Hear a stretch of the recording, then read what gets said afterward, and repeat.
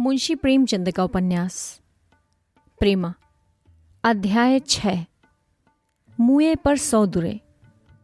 पूर्णा ने गजरा पहन तो लिया, मगर रात भर उसकी आंखों में नींद नहीं आई। उसकी समझ में यह बात नहीं आती थी कि अमृत राय ने उसे गजरा क्यों दिया। उसे ऐसा मालूम होता था कि पंडित बसंत कुमार उसकी तरफ बहुत क्रोध से देख रहे हैं। उसने चाहा कि गजरा उतारकर फेंक दूं, मगर नहीं मालूम क्यों उसके हाथ कांपने लगे। सारी रात उसने आंखों में काटी। प्रभात हुआ। अभी सूर्य भगवान ने भी कृपा न की थी कि पंडाइन और चौबाइन और बाबू कमला प्रसाद की वृद्ध महाराजिन और पड़ोस की सेठानी जी कई दूसरी औरतों के साथ पूर्णा के मकान में आ उपस्थित हुई। उसने बड़े आदर सत्कार से सबको बिठाया, सबके पैर छुए। उसके बाद ये पंचायत होने लगी। पंडाइन ने कहा, जो बुढ़ापे की वजह से सूखकर छुहारे की तरह हो गई थी, क्यों दुल्हन, पंडित जी को गंगा लाभ हुए कितने दिन बीते? पूर्णा, 5 महीने से कुछ अधिक हुआ होगा। पंडाइन, और अभी से तुम सबके घर आने जाने लगी? क्या नाम की कल तुम सरकार के घर चली गई थी? उनकी कंवारी कन्या के पास दिन भर बैठी रही। भला सोचो, तुमने कोई अच्छा काम किया? क्या नाम की तुम्हारा और उनका अब क्या साथ? जब वो तुम्हारी सखी थी तब थी, अब तो तुम विधवा हो गई।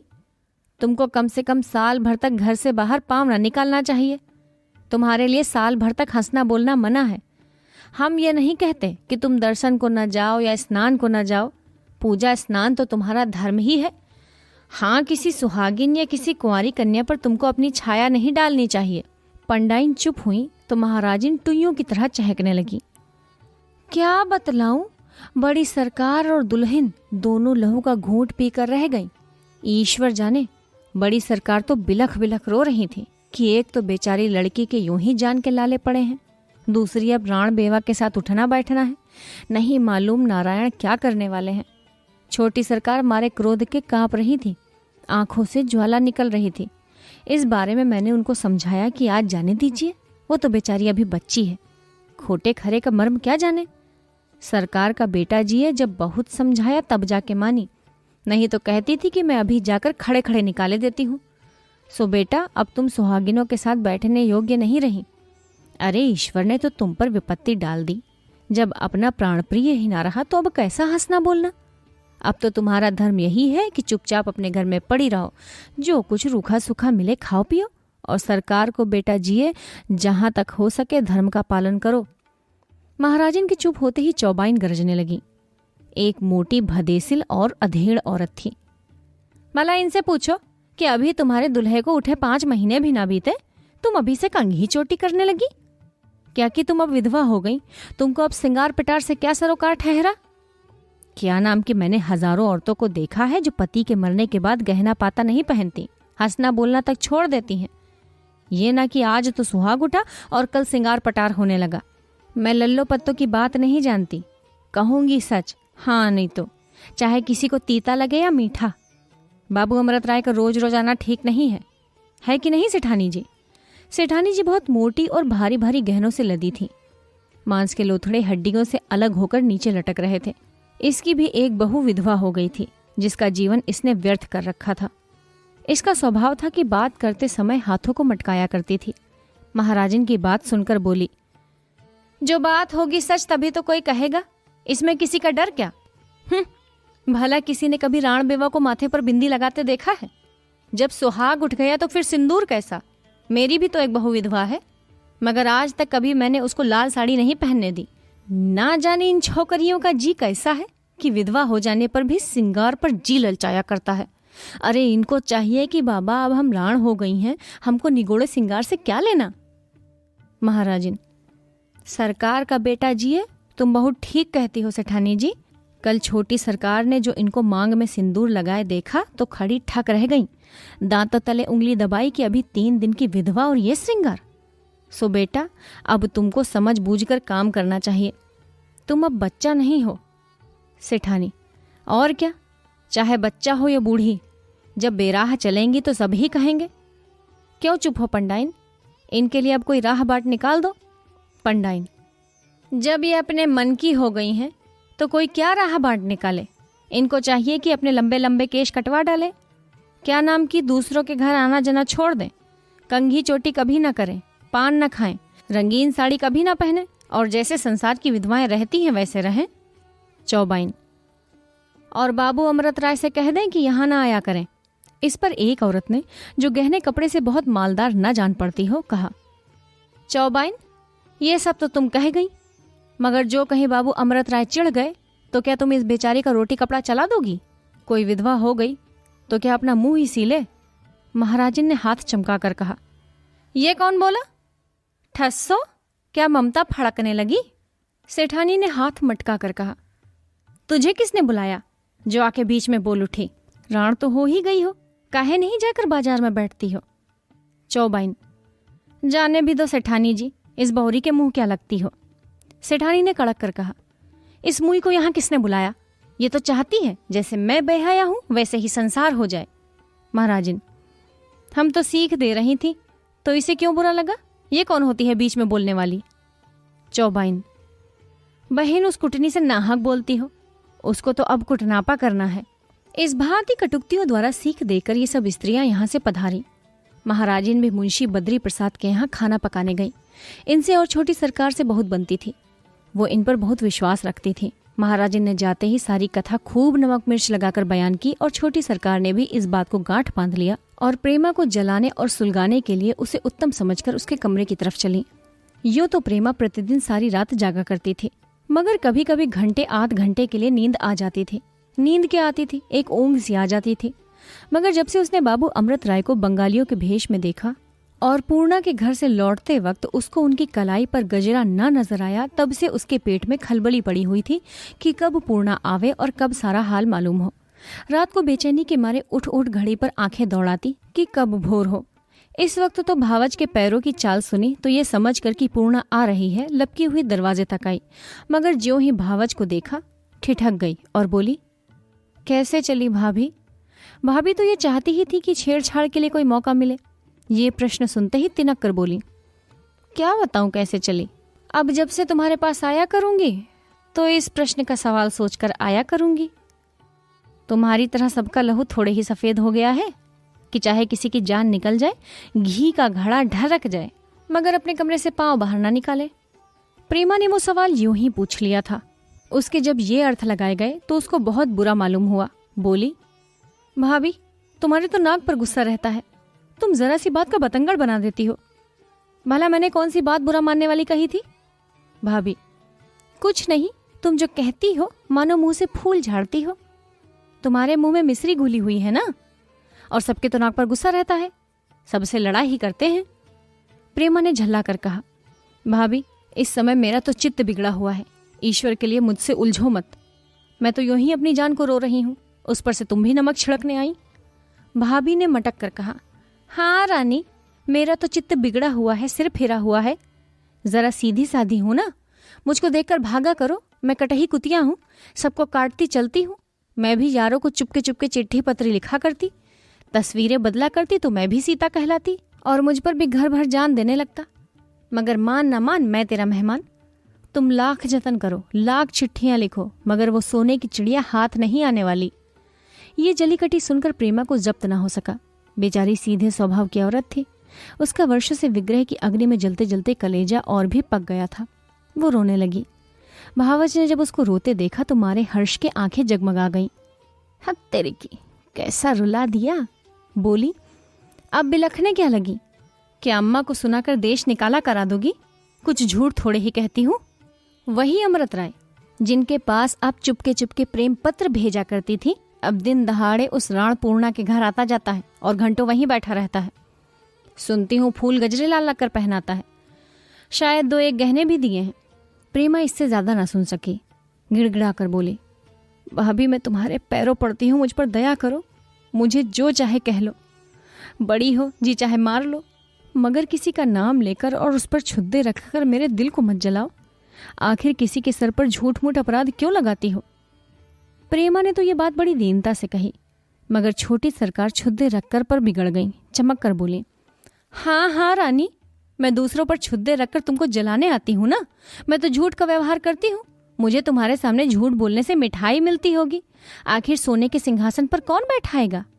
मगर मैं एक झूठी हूँ, सारा जमाना तो झूठा नहीं है। आज मोहल्ले भर में घर घर में यही चर्चा हो रही है। तुम तो पढ़ी लिखी हो, भला तुम ही सोचो, एक 30 वर्ष के साणे मर्दवे का पूर्णा से क्या काम।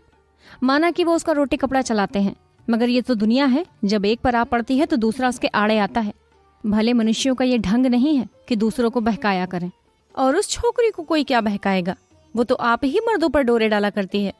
मैंने तो जिस दिन उसकी सूरत देखी थी उसी दिन ताड़ गई थी कि ये विष की गांठ है। अभी 3 दिन भी दूल्हे को मरे हुए नहीं बीते कि सबको झमकड़ा दिखाने लगी। दूल्हा क्या मरा, मानो एक बला दूर हुई। कल जब वो यहाँ आई थी तो मैं बाल गुधा रही थी, नहीं तो ड्योढ़ी के भीतर तो पैर धरने ही नहीं देती। चुड़ैल कहीं की, यहाँ आकर तुम्हारी सहेली बनती है। इसी ने अमृत राय को अपना यौवन दिखाकर अपना लिया। कल कैसा लचक लचक कर ठुमक ठुमक चलती थी, देख देख कर आंखें फूटती थी। खबरदार, जो अब कभी तुमने उस चुड़ैल को अपने यहाँ बिठाया, मैं उसकी सूरत नहीं देखना चाहती। जबान वो बला है कि झूठ बात का भी विश्वास दिला देती है। छोटी सरकार ने जो कुछ कहा वो सब तो सच था, भला उसका असर क्यों ना होता। अगर उसने गजरा लिए हुए जाते ना देखा होता तो भावज की बातों को अवश्य बनावट समझती। फिर भी वो ऐसी ओछी नहीं थी कि उसी वक्त अमृत राय और पूर्णा को कोसने लगती और ये समझ लेती कि उन दोनों में कुछ सांठगांठ है। हाँ, वो अपनी चारपाई पर जाकर लेट गई और मुंह लपेटकर कुछ सोचने लगी। प्रेमा को तो पलंग पर लेटकर भावज की बातों को तौलने दीजिए और हम मर्दाने में चले। ये एक बहुत सजा हुआ लंबा चौड़ा दीवान खाना था। जमीन पर मिर्जापुरी खूबसूरत कालीनें बिछी हुई थी। भांति भांति की गद्देदार कुर्सी लगी हुई थी। दीवारें उत्तम चित्रों से भूषित हैं। पंखा झला जा रहा है। मुंशी बद्री प्रसाद एक आराम कुर्सी पर बैठे ऐनक लगाए एक अखबार पढ़ रहे हैं। उनके दाएं बाएं की कुर्सियों पर कई और महाशय रईस बैठे हुए हैं। वो सामने की तरफ मुंशी गुलजारी लाल हैं और उनके बगल में बाबू दाननाथ हैं। दाहिनी तरफ बाबू कमला प्रसाद मुंशी झम्मन लाल से कुछ कानाफूसी कर रहे हैं। बाईं और 2-3 और आदमी हैं जिनको हम नहीं पहचानते। कई मिनट तक मुंशी बद्री प्रसाद अखबार पढ़ते रहे। आखिर उन्होंने सिर उठाया और सभा की तरफ देखकर बड़ी गंभीरता से बोले, बाबू अमृत राय के लेख अब बड़े ही निंदनीय होते जाते हैं। गुलजारी लाल, क्या आज फिर कुछ जहर उगला? बद्री प्रसाद, कुछ न पूछिए, आज तो उन्होंने खुली खुली गालियां दी हैं। हमसे तो अब ये बर्दाश्त नहीं होता। गुलजारी लाल, आखिर कोई कहाँ तक बर्दाश्त करे? मैंने तो इस अखबार को पढ़ना तक छोड़ दिया। झम्मन लाल, गोया आपने अपनी समझ में बड़ा भारी काम किया। अजी आपका धर्म यह है कि उन लेखों को काटिए, उनका उत्तर दीजिए। मैं आजकल एक कवित्त रच रहा हूँ, उसमें मैंने इसको ऐसा बनाया है कि ये भी क्या याद रखेंगे। कमला प्रसाद, बाबू अमृत राय ऐसे अधजीवी आदमी नहीं हैं कि आपके कवित्त चौपाई से डर जाएं। वो जिस काम में लिपटते हैं सारे जी से लिपटते हैं। झम्मन लाल, हम भी सारे जहां से उनके पीछे पड़ जाएंगे, फिर देखें वो कैसे शहर में मुंह दिखाते हैं। कहो तो चुटकी बजाते उनको शहर में बदनाम कर दूं। कमला प्रसाद ने जोर देकर कहा, ये कौन सी बहादुरी है? अगर आप लोग उनसे विरोध मोल लेना चाहते हैं तो सोच समझ कर लीजिए। उनके लेखों को पढ़िए और मन में विचारिए, उनका जवाब लिखिए। उनकी तरह देहातों में जा जाकर व्याख्यान दीजिए, तब जाकर काम चलेगा। कई दिन हुए मैं अपने इलाके पर से आ रहा था कि एक गांव में मैंने 10-12 हजार आदमियों की भीड़ देखी। मैंने समझा पैंट है, मगर जब एक आदमी से पूछा तो मालूम हुआ कि बाबू अमृत राय का व्याख्यान था। और ये काम अकेले वही नहीं करते, कॉलेज के कई होनहार लड़के उनके सहायक हो गए हैं। और ये तो आप लोग सभी जानते हैं कि इधर कई महीने से उनकी वकालत अंधाधुन बढ़ रही है। गुलजारी लाल, आप तो सलाह इस तरह देते हैं गोया आप खुद कुछ न करेंगे। कमला प्रसाद, ना, मैं इस काम में आपका शरीक नहीं हो सकता। मुझे अमृत राय के सब सिद्धांतों से मेल है, सिवाय विधवा विवाह के। बद्री प्रसाद ने डपट कर कहा, बच्चा तुमको कभी समझ न आएगी, ऐसी बातें मुंह से मत निकाला करो। झम्मन लाल, क्या आप विलायत जाने के लिए तैयार हैं? कमला प्रसाद, मैं इसमें कोई हानि नहीं समझता। गुलजारी लाल हंसकर, ये नए बिगड़े हैं, इनको अभी अस्पताल की हवा खिलाइए। बद्री प्रसाद ने झल्ला कर कहा, बच्चा तुम मेरे सामने से हट जाओ, मुझे रंज होता है। कमला प्रसाद को भी गुस्सा आ गया। वो उठकर जाने लगे कि 2-3 आदमियों ने मनाया और फिर कुर्सी पर लाकर बिठा दिया। इसी बीच में मिस्टर शर्मा की सवारी आ गई। आप वही उत्साही पुरुष हैं जिन्होंने अमृत राय को पक्की सहायता का वादा किया था। इनको देखते ही लोगों ने बड़े आदर से कुर्सी पर बिठा दिया। मिस्टर शर्मा उस शहर में म्यूनिसिपैलिटी के सेक्रेटरी थे। गुलजारी लाल: कहिए पंडित जी, क्या खबर है? मिस्टर शर्मा मूंछों पर हाथ फेर कर बोले, वो ताज़ा खबर लाया हूं कि आप लोग सुनकर फड़क जाएंगे। बाबू अमृत राय ने दरिया के किनारे वाली हरी भरी जमीन के लिए दरखास्त की है। सुनता हूं वहां एक अनाथालय बनवाएंगे। बद्री प्रसाद: ऐसा कदापि नहीं हो सकता। कमला प्रसाद, तुम आज उस जमीन के लिए हमारी तरफ से कमेटी में दरखास्त पेश करो। हम वहां ठाकुर द्वारा और धर्मशाला बनवाएंगे। मिस्टर शर्मा: आज अमृत राय साहब के बंगले पर गए थे। वहां बहुत देर तक बातचीत होती रही। साहब ने मेरे सामने मुस्कुरा कर कहा, अमृत राय, मैं देखूंगा कि जमीन तुमको मिले। गुलजारी लाल ने सिर हिलाकर कहा, अमृत राय बड़े चाल के आदमी हैं। मालूम होता है साहब को पहले से ही उन्होंने अपने ढंग पर लगा लिया है। मिस्टर शर्मा: जनाब, आपको मालूम नहीं अंग्रेज़ों से उनका कितना मेलजोल है। हमको अंग्रेज़ मेंबरों से कोई आशा नहीं रखनी चाहिए। वो सब के सब अमृत राय का पक्ष करेंगे। बद्री प्रसाद ने जोर देकर कहा, जहां तक मेरा बस चलेगा मैं ये जमीन अमृत राय को ना लेने दूंगा। क्या डर है अगर और ईसाई मेंबर उनके तरफदार हैं? ये लोग 5 से अधिक नहीं, बाकी 22 मेंबर अपने हैं। क्या हमको उनकी वोट भी ना मिलेगी? ये भी ना होगा तो मैं उस जमीन को दाम देकर लेने पर तैयार हूं। झम्मन लाल: जनाब, मुझको पक्का विश्वास है कि हमको आधे से ज्यादा वोट अवश्य मिल जाएंगे। एक बहुत ही उत्तम रीति से सजा हुआ कमरा है। उसमें मिस्टर वॉल्टर साहब बाबू अमृत राय के साथ बैठे हुए कुछ बातें कर रहे हैं। वॉल्टर साहब यहाँ के कमिश्नर हैं और साधारण अंग्रेजों के अतिरिक्त प्रजा के बड़े हितैषी और बड़े उत्साही प्रजापालक हैं। आपका स्वभाव ऐसा निर्मल है कि छोटा बड़ा कोई हो, सबसे हंसकर क्षेम कुशल पूछते और बात करते हैं। वो प्रजा की अवस्था को उन्नत दशा में ले जाने का उद्योग किया करते हैं और ये उनका नियम है कि किसी हिंदुस्तानी से अंग्रेजी में नहीं बोलेंगे। अभी पिछले साल जब प्लेग का डंका चारों ओर घनघोर बज रहा था, वॉल्टर साहब गरीब किसानों के घर जाकर उनका हालचाल देखते थे और अपने पास से उनको कंबल बांटते फिरते थे। और अकाल के दिनों में तो वो सदा प्रजा की ओर से सरकार के दरबार में वादानुवाद करने के लिए तत्पर रहते हैं।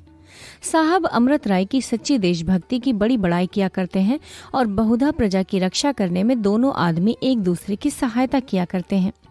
वॉल्टर ने मुस्कुराकर कहा, बाबू साहब, आप बड़ा चालाक है। आप चाहता है कि मुंशी बद्री प्रसाद से थैली भर रुपया ले, मगर आपका बात ये नहीं मान सकता। अमृत राय: मैंने तो आपसे कह दिया कि मैं अनाथालय अवश्य बनवाऊंगा और इस काम में 20,000 से कम न लगेगा। अगर आप मेरी सहायता करेंगे तो आशा है कि ये काम भी सफल हो जाए और मैं भी बना रहूं। और अगर आप कतरा गए तो ईश्वर की कृपा से मेरे पास अभी इतनी जायदाद है कि अकेले 2 अनाथालय बनवा सकता हूँ। मगर हाँ, तब मैं और कामों में कुछ भी उत्साह न दिखा सकूंगा। वॉल्टर हंसकर बोले, बाबू साहब, आप तो जरा सी बात में नाराज हो गया।